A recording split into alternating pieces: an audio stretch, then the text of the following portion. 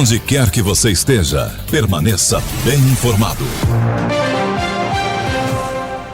E agora nós seguimos com a entrevista aqui direto do estúdio Edilson Guimarães. Nós vamos falar sobre a Lei da Reciprocidade, um conceito do direito internacional que influencia relações diplomáticas, comerciais e jurídicas entre países. Em meio às recentes tensões entre o Brasil e os Estados Unidos, com o anúncio de tarifas sobre produtos brasileiros confirmadas pelo presidente Donald Trump, o tema ganha ainda mais relevância. E para nos ajudar a compreender os impactos dessa lei, nós recebemos aqui Murilo Canella, que é advogado e especialista em direito constitucional e ciência política, e vai explicar a aplicação prática da reciprocidade e como ela afeta a política externa do país. Murilo, seja bem-vindo ao nosso Jornal da Manhã Patos, é um prazer te receber aqui.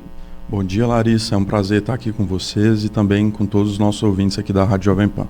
Ótimo, e a gente tem aqui uma missão, né, porque tem muitos detalhes para a gente falar, mas vamos iniciar falando a respeito da Lei da Reciprocidade e como que ela é a sua aplicação prática aqui no Brasil. O que é, afinal, essa lei, por favor? Bom, a Lei de Reciprocidade, ela é uma lei recentemente aprovada no mês de abril de 2025, né, e ela tem como intuito permitir que o Brasil, no contexto de sofrer sanções ou restrições comerciais de forma unilateral por um outro país, possa responder a essas sanções ou a essas restrições na mesma medida, desfazendo ou tratados internacionais que tenham sido realizados anteriormente, ou até mesmo questões comerciais que tenham sido estabelecidas entre países junto com o Brasil.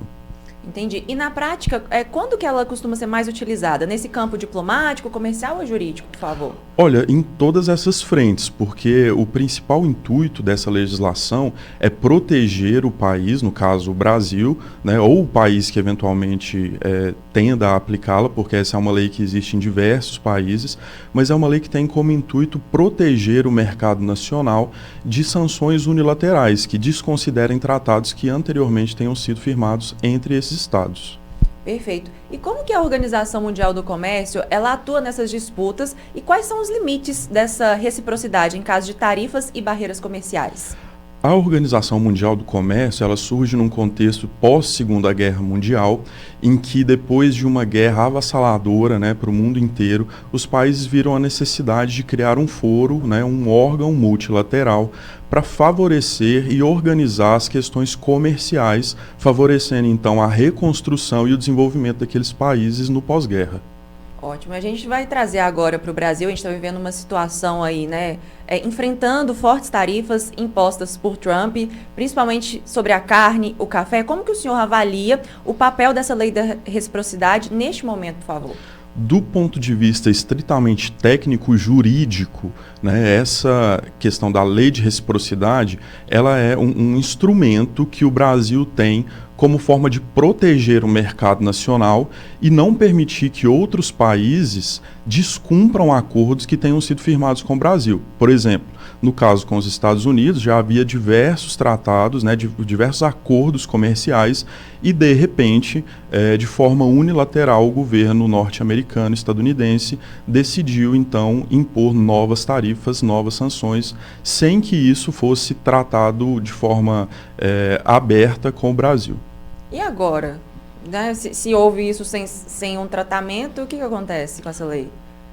Esse agora é o grande desafio, né? O governo federal ele está trabalhando em um decreto, o decreto ele traz os detalhes daquela legislação e agora cumpre, né, ao governo federal através tanto do Poder Executivo quanto do Poder Legislativo, verificar quais são as melhores formas aí de responder a essas sanções.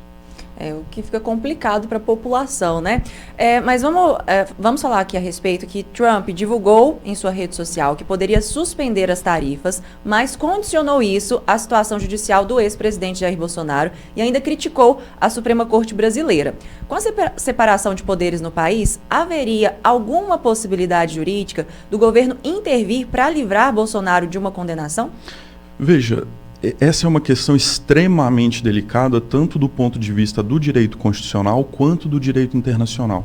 um dos requisitos básicos para que nós consideremos a existência de um país é a existência de soberania, de modo que um país não pode intervir em políticas internas de outro país. Isso eu estou dizendo em tese. No entanto, nós sabemos que existem países que economicamente e militarmente são mais avançados e possuem um maior poderio do que outros, o que faz com que esse tipo de ingerência, com que esse tipo de intervenção em outros países seja um instrumento utilizado por esse país de exercer poder, né? Então, do ponto de vista do direito internacional e constitucional, é extremamente incorreto que outro país pretenda intervir em questões judiciais dentro de outro Estado.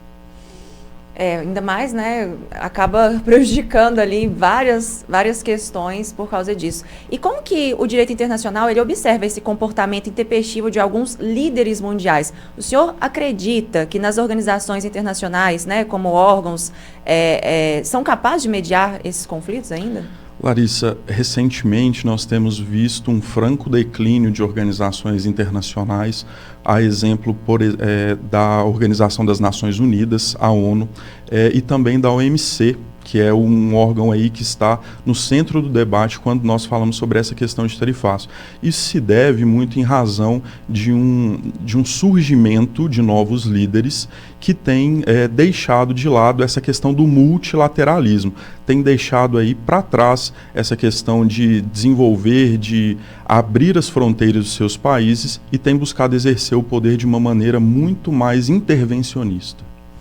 Ok, nós conversamos então aqui com o doutor Murilo Canella, que também é professor aí na área de Direito Constitucional, Internacional e Ciência Política. Nós agradecemos pela sua participação, pelos seus esclarecimentos, porque é importante a gente ter esse ponto de vista jurídico aí, até para a gente interpretar, né, o que vai acontecer em breve no nosso cenário. Inclusive, daqui a pouco nós vamos continuar falando a respeito disso com o Bené Romano. Muito obrigada, viu, Murilo, pela sua participação e por vir aqui ao vivo no nosso estúdio, Edilson Guimarães. Larissa, eu que agradeço e espero que em breve nós tenhamos boas notícias para o Brasil. Acho que o Bené vai trazer questões comerciais que são muito relevantes e impactantes na vida de todas as pessoas, né? E acho que esclarecer essas questões jurídicas é muito importante para que nós possamos saber o que nós temos enfrentado.